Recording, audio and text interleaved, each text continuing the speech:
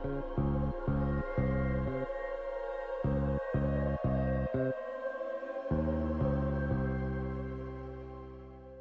listening to the Future of Enterprise podcast. I'm your host, Fawn Hentrel, and I'm excited today to have with us our guest, Theo Nix Jr. He is an attorney and the chairman and CEO of Drone Workforce Solutions and DWS Drone School. I'm excited to have him here. Theo, please introduce yourself to our audience.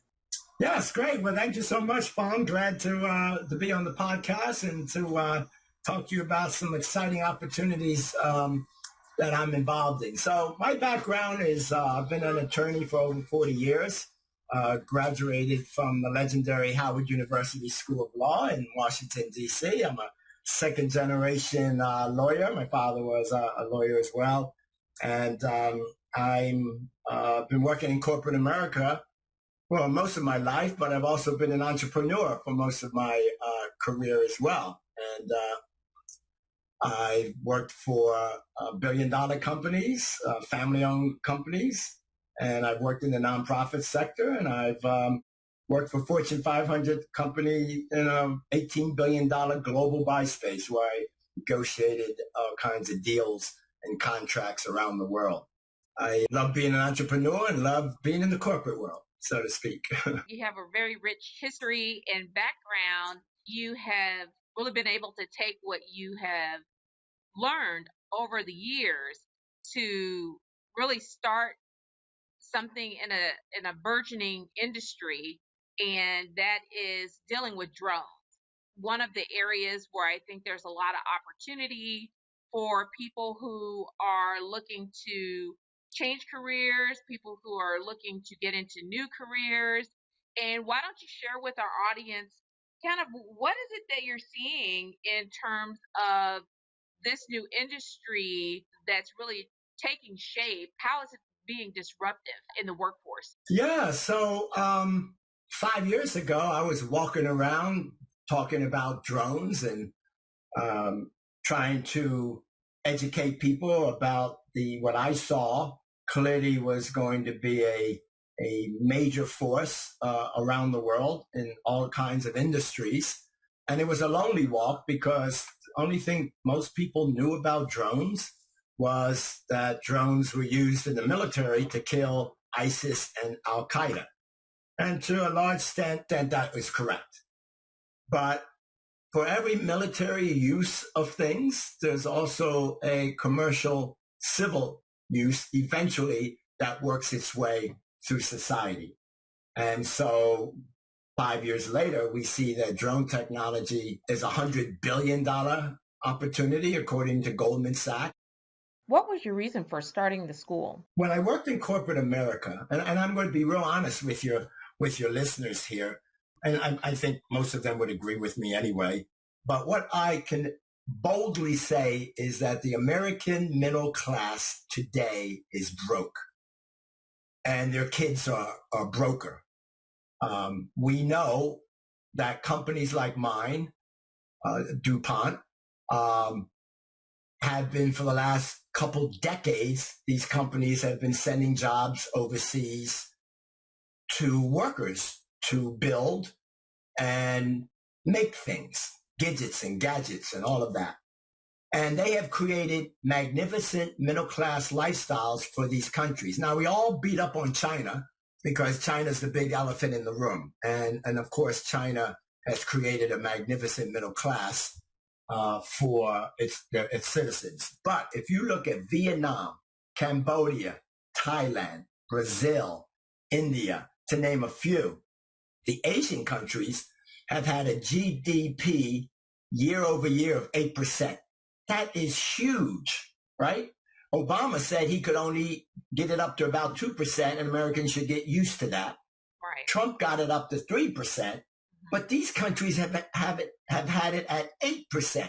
Now, when you look at that in dollars, these countries have a great middle class, the same kind of middle class that we used to have in the 20s and 30s when America was the it country. And so if the press got out of its way and went over to these countries and really dug down and saw what was going on, the American people would be more angry than they were on January 6th.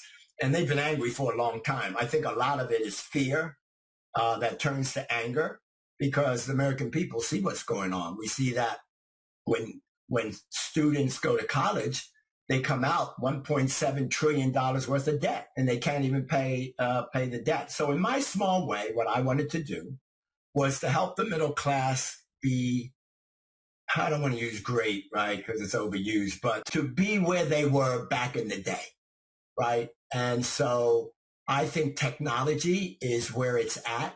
I think we know that manufacturing has been dead for a while, coal, steel, making furniture, all those kinds of things that Americans used to be able to make with a high school diploma and make six figures and live a fantastic lifestyle.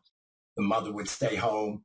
The man would retire in their 50s with full pension, full health care, and live a dynamic life. That's been dead for a long time. So I wanted to, in some small way, start this company to educate, train, and employ Americans in these technologies and create another a viable middle class once again. And we have a number of strategic partners who believe the vision, who understand the vision, who want to be part of the vision.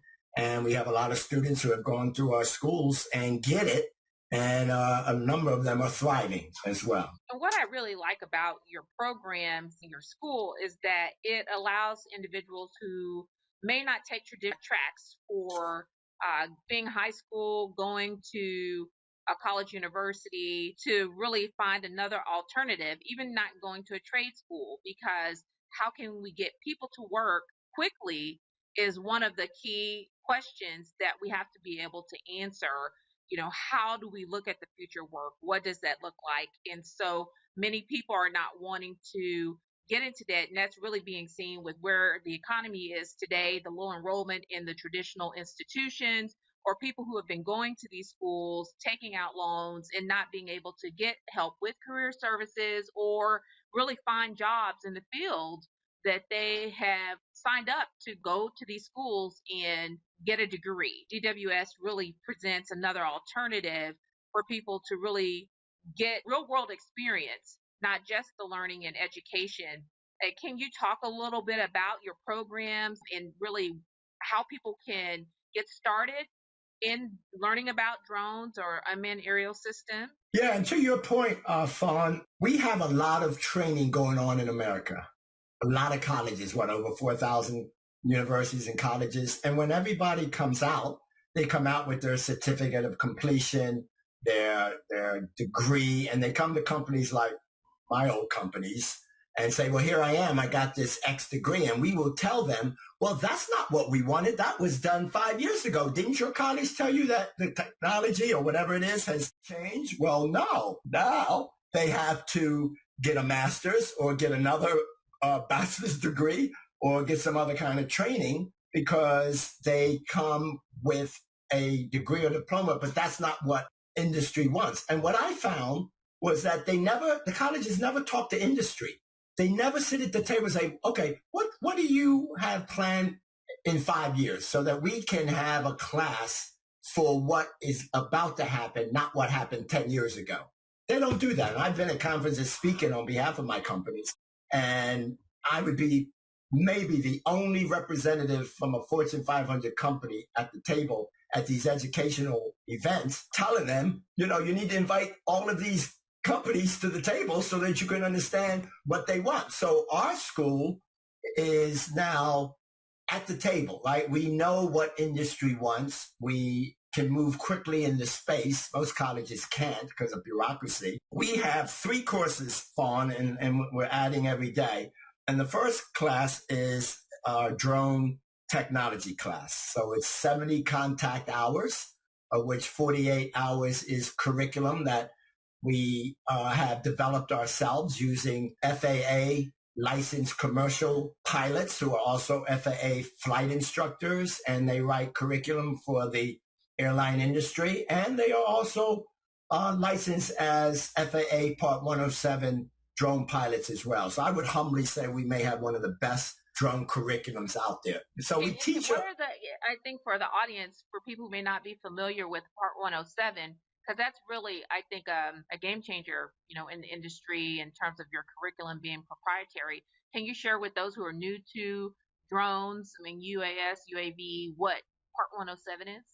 Yeah, so FAA Part 107 is from the Federal Aviation Administration, and they have rules and regulations, and they say, okay, if you want to be a commercial drone pilot and make money, then you have to know the regulations. You need to know how to fly it. You need to know what the dangers are. It's almost like flying a plane, only not as complicated, right? But there are a lot of similarities. So the FAA, Federal Aviation Administration, now has rules and regulations that you need to know before you can get a license, and you have to be a licensed drone pilot, yes, in order to fly out there. And so that's what we teach, to make sure that they can pass that exam and get at least a 70 on it. It's a multiple choice exam, and you get a license for 2 years. But we do more than that, Fawn. We teach them how to be a good pilot in the industry, right? Because you can go for $170, $140, $120, $120 and go online, Right. study that, take a test, but you're going to come out and not know anything, right? You get your license, but we also teach you how to fly a drone, giving you 18 hours in the field flying a top-notch drone made by the largest manufacturer of small drones in the world. And that drone has a 4K camera, best camera made today. Actually, it has 2 cameras on it. It has obstacle avoidance. So if it senses you're going to run it into a building, a tree, a pole, a post, it will stop you. And if it's way out there filming and you don't hear the beeps and the gongs going on to say, hey, you're running out of battery life, it will cut the pilot off and come back and land where it took off. A magnificent piece of machine. It can do all kinds of inspectional services with it. And then we teach you how to edit the data, right? Because it's all data collection at the end of the day, right? You're videotaping it. And let's say you're videotaping something, you take 30 minutes and your client says, well, I just need 10 minutes. Well, you need to know how to edit all of that stuff out, to put the good stuff in and edit the other stuff out. So we teach that. We teach you how to put music to it, or narration, or words on the screen. All of those are areas that you need to know. And also, those are areas where you can make money to add to what you're going to charge to film the drone objects that you want. And then I teach you the business part of it. How do you set up your own drone company? I believe one of the keys to generational wealth is to have your own business. Because right now, if you're a W-2, you are a servant. I like to say slave, because really that's what we all are, right? Because they pay you just enough to go to work on Monday, but never enough to get wealthy. So that's what a capitalist society is. I get it. I'm not mad at wealthy people. What I want to know is, how do you do it so that I can do it for my family as well? So we actually teach the business side of it, help them to set up their own business. We discuss which kind of company is best for them. I give them all of the documents they need. They don't have to pay somebody like me a couple $1,000s to file everything or set it up. They can get everything set up probably for about $500 or less. And then we teach you 13 ways of how to finance it, other than a bank or a credit union, which is what most people know. I've had the privilege of working for 3 billionaire companies. And when you work for wealthy people, you learn the secrets of how they do things, right? And so they shared it with me, and I share it with our students.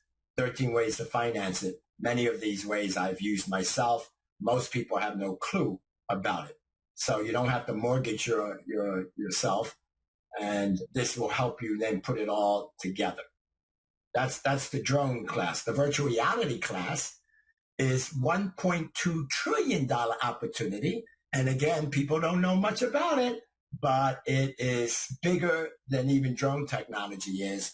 And basically what you do is we teach you how, we give you a $500 camera package. You go into the building, you film the rooms. We do what you call stitch the photos together. You will create a 3D model, and the roof and the walls are off the building. And with your goggles that you put on, it's as if you are walking in the building and you're there when you're really not there. This is huge for real estate. My realtors have told me that during COVID, they had a lot of sellers who wanted to sell their homes. The problem was the sellers didn't want people walking through their homes because of COVID.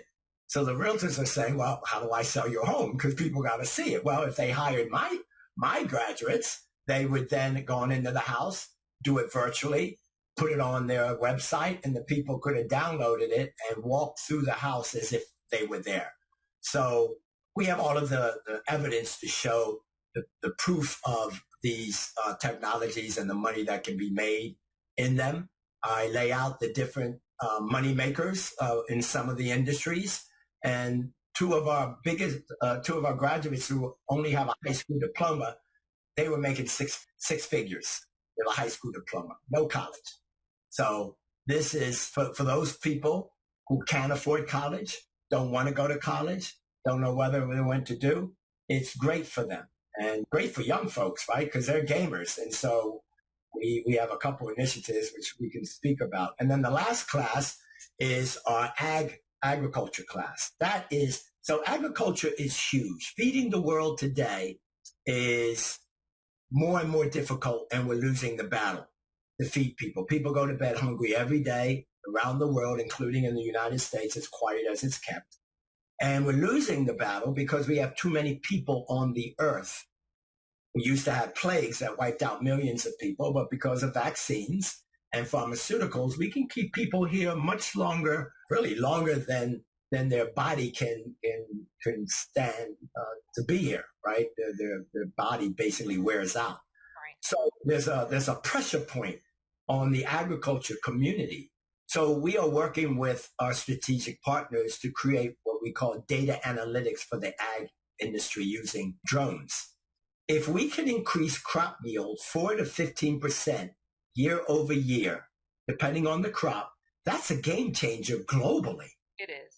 Right? And your farmers will love to have you do these reports weekly to make sure that in real time, they can, what's called precision intervention, they can do intervention based on the analytics that we do for the farmers and create reports. You can go on our site and see all of this, but we create reports for the farmers. They then can say, oh, I need more seed here. It didn't take, or I have a pest infestation, or I have all these weeds in here, or I have insects eating us. And so then they can precision intervention, then they can spray where it's needed and not spray everything, which is what is being done now. Very wasteful in agriculture. So now you get paid to do all the analytics, and then you get paid to do the spraying of weeds, or dropping seeds from the sky using drones, or spraying or putting fertilizer in spaces that need it.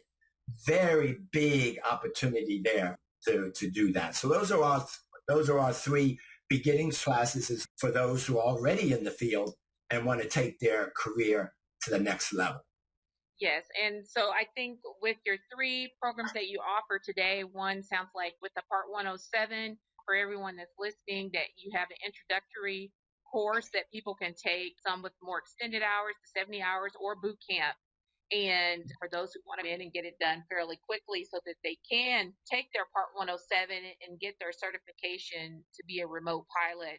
And then from there, continue on into maybe one or both of your other vertical trainings to give them real world hands-on experience so that they can either go out and be an entrepreneur themselves or go work with an organization or in their organization to utilize their newfound skills and training. And what I love about what you're doing is that it's something that anyone can do, whether they're a recent grad or maybe they're a baby boomer who's looking for a new career.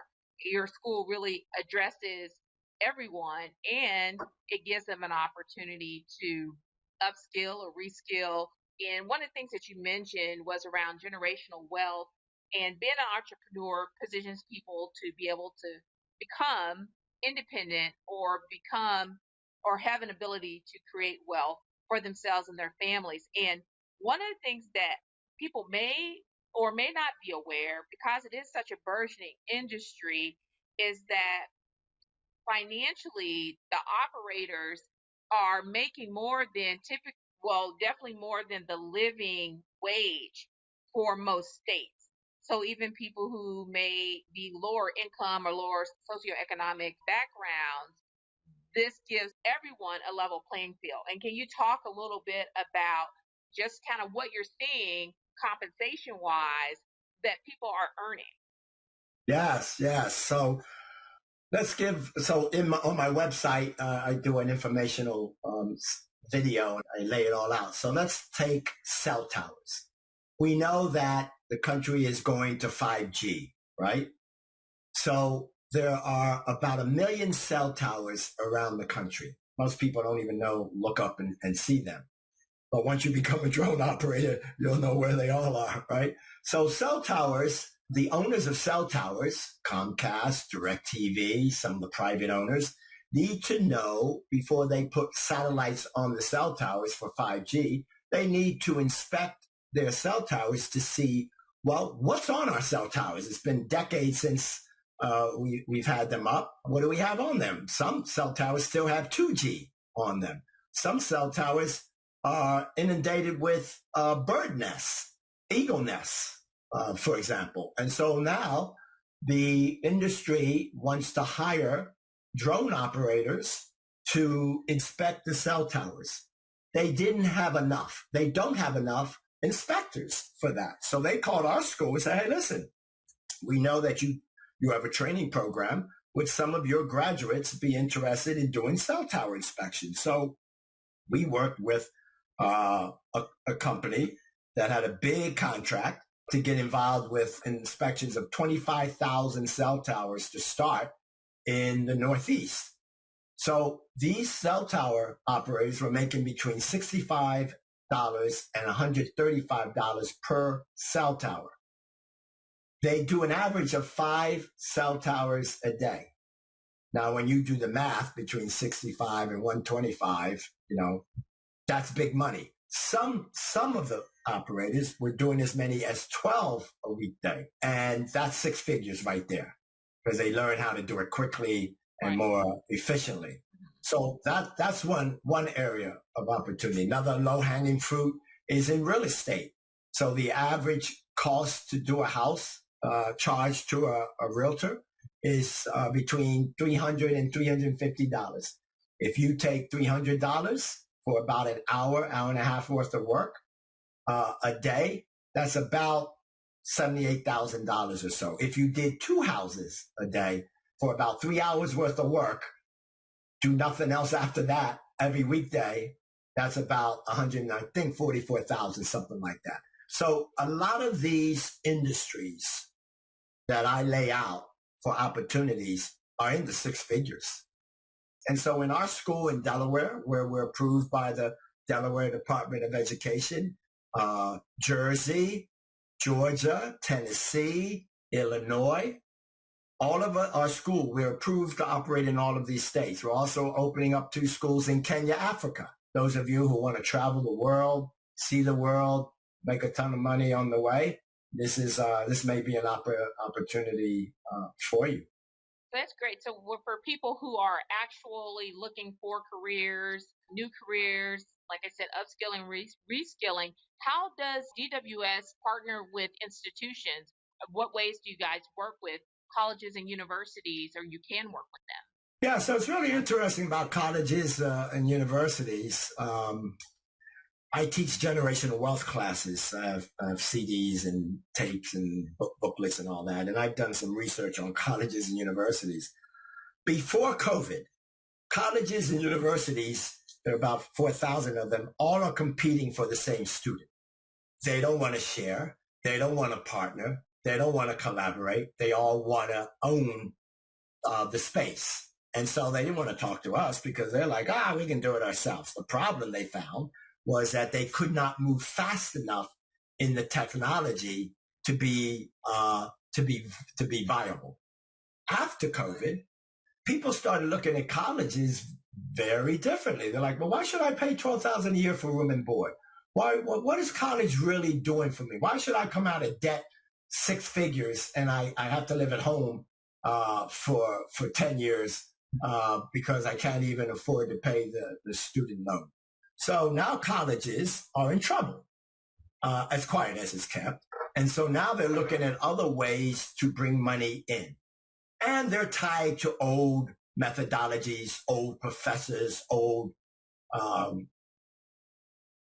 curriculums that aren't going to do anything, not much for people, right? So people are now looking at things different. So college now want to talk to us because, as one provost told me, well, Mr. Nix, if we get you into our school first, then you will bring us students who never knew our school existed or didn't want to deal with our school. And we think once they start taking your courses at our college, then while they're there, they might say, oh, well, while I'm here, let me take a business course, or let me take a photography course, or let me take whatever course they want. And they can bring a new generation of students here. So we're in negotiations now to talk to colleges about bringing our technology, our school, our training, our relationships, employment opportunities, workforce development opportunities to these colleges. And the colleges that want to partner early will get most of the benefit. Those who still don't want to partner, then they will pay the price. Yes, and I think that colleges and universities have to shift and do something different. And when you think about how to be fluid to rapidly adjust to the changing needs of the market or what we say the future of work, we have to look at how can you create those strategic partners to help you get that done. And if there's organizations like your school that can come in, set up, bring that curriculum, it's a win-win as far as I'm concerned for everyone. And it actually will bring in those students and allows you to collaborate with those universities to take advantage of, the Pell Grants and all those other things that people may want to utilize if they're going down the traditional track. And to me, that's very disruptive because schools are going to have to find another way to outreach and to get to the millennials, to the Generation Z, to the people who are just wanting to go straight into the workforce. This is a great opportunity for partnerships for schools and I think even organizations who are looking at how can we bring these disruptive technologies into our company and be a great partner for them as well. And it's also, I would also say, it's not relegated just to colleges now. Now we're talking to principals in high school. Okay. We have middle school principals reaching out. So one of the things that I saw and troubled me greatly was what was going on with our teenagers, our youth. I believe that we're losing a whole generation of youth that are lost, that are bored with what we're teaching them. And the world is much bigger for them now than just where they come from. Because the Internet of Things have shown them a world that they didn't even know existed before. So when you're teaching old stuff to them, they're looking at you like, what? So we decided, I talked to our strategic partners and said, listen, what can we do for the youth? So we created maybe one of the first of its kind in the country, the National Drone and Virtual Reality Teen Technology Initiative, whose purpose is to educate, train, create an internship, and eventual opportunities to make money in the space for 10,000 teen and youth around the country.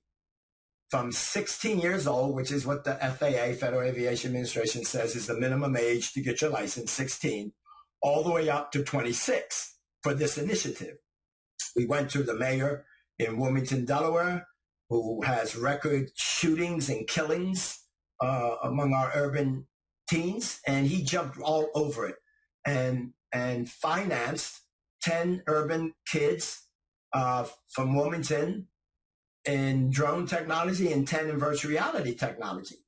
We've been working with an American-made drone company, $1 billion company, whose CEO is happy to be a part of this initiative.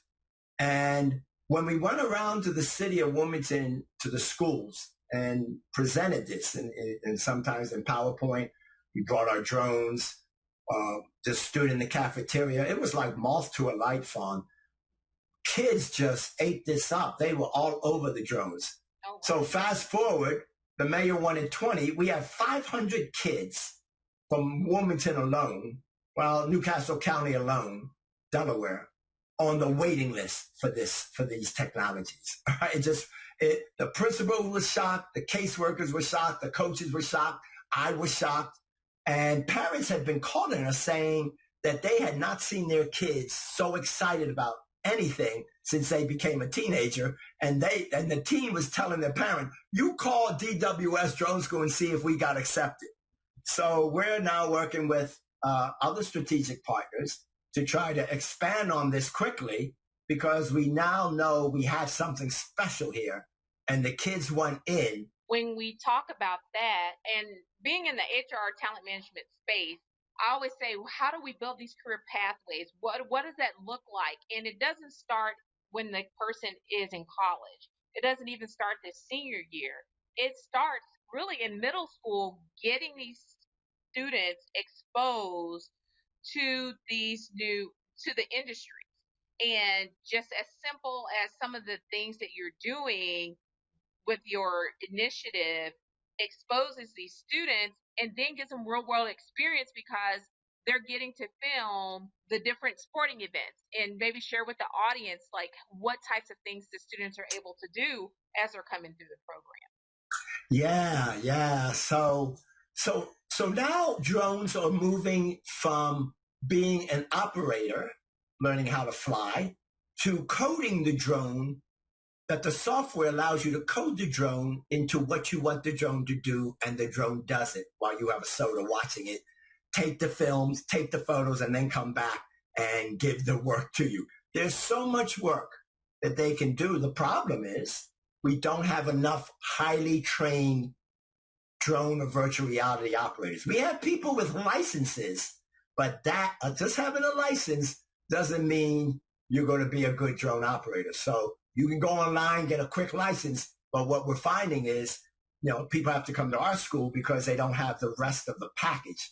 We give you the whole package, and you're part of a family because it's all one ecosystem: training, education, internship, and employment. That's the goal. But here's the thing, Fawn, that I really want to impress upon your listeners. Taking these courses does not mean you can't do anything else. This is a way to supplement your income. This is a way to do something different.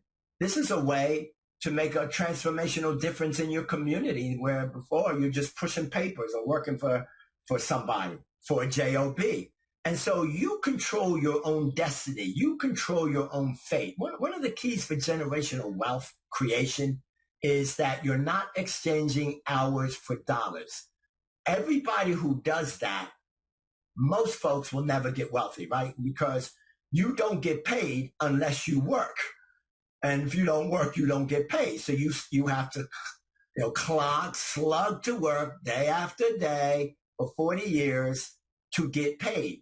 But what if you were able to create a situation for yourself where somebody calls you and say, "Hey, we have 10 cell towers we'd like you to do." Well, where is it? It's in Hawaii. I'll take that job. We have another 10 that's in the dead of winter in Chicago. I don't want that. So what I'm saying is, we're giving you an opportunity where you can create the wealth that you want. If you want to buy a house, you can call me and say, "Well, Mr. Nix, I want every job that's out there because I have a goal. I want to buy a house." But let's say you say, "You know what? I like my job, but I want to work on weekends. So I want to film a wedding on a weekend, or I want to work at night or after hours after my job." You can do that too. You don't get fired. So jobs come to you, and you decide whether you want to do them or not. So you control your own destiny instead of somebody else controlling your destiny for you. That flexibility, having the options to work how you want to work. And I think one of the trends that we're continuing to hear is that there's not enough people in the workforce. Where have the workers gone? We have a shortage of talent. And I think a lot of people have determined that it's better for them to kind of go off on their own and they're working rather than come back into the traditional way of doing things because they're not allowed the flexibility. And so this really gives you a lot of other flexibility in your ecosystem, actually gives them an opportunity to go to work how they like to go to work, and then also to learn how to do things for themselves. So for those who are entrepreneurial in spirit, your organization ecosystem with the career center component as well as the education component gives them an opportunity to really have a well-rounded experience. So how do people get in touch with DWS Drone School? What's the best place for them to learn more about your institution? Yeah, so I would suggest that they go online, dwsdroneschool.com, DW is in water, S is in Sam, dwsdroneschool.com, and look at all that we're doing. Look at our strategic partnerships, our courses there, the cost of the courses, our schedules there, all of our locations there, what we're doing. For veterans, for example, we're the only school approved by the United States Department of Veteran Affairs to train 18.5 million vets through the GI Bill. And so we've had vets coming from around the country to Delaware to take these courses. We love our vets. We love what they've done. We're honored to be able to be the only school to do so, to be approved by the government to do that. You can also connect with us at info@dwsdroneschool.com, info@dwsdroneschool.com, and we will reach back out to you. You can also go on our website and look at our information infomercial, and I lay the whole thing out about the company, about the vision, about the opportunities, about what's going on in the space, the various industries. I think it'll show exactly what we're talking about. Virtual reality, you can click that box and look around there. We have a number of videos of what that's all about. And feel free to contact us so we can have a conversation and get you in one of these classes. Yes, and your website, had a chance to visit it. I've worked with you, so I think for anyone that's listening, whether you are looking for another education opportunity or alternative, or you're a business or an institution that's looking for a strategic partner to help you increase your enrollment, DWS website offers a plethora of information for you to review and also to get in touch with Theo. Theo, I'd like to thank you for your time today and sharing with our listening audience. And this is all for our episode of the Future Enterprise podcast. And I encourage all of you to learn about our future episodes by visiting ascendygroup.com and our podcast page and sign up so you never miss a new episode. So until we meet again, I'm Fawn Hentrel, your host. Thank you for listening.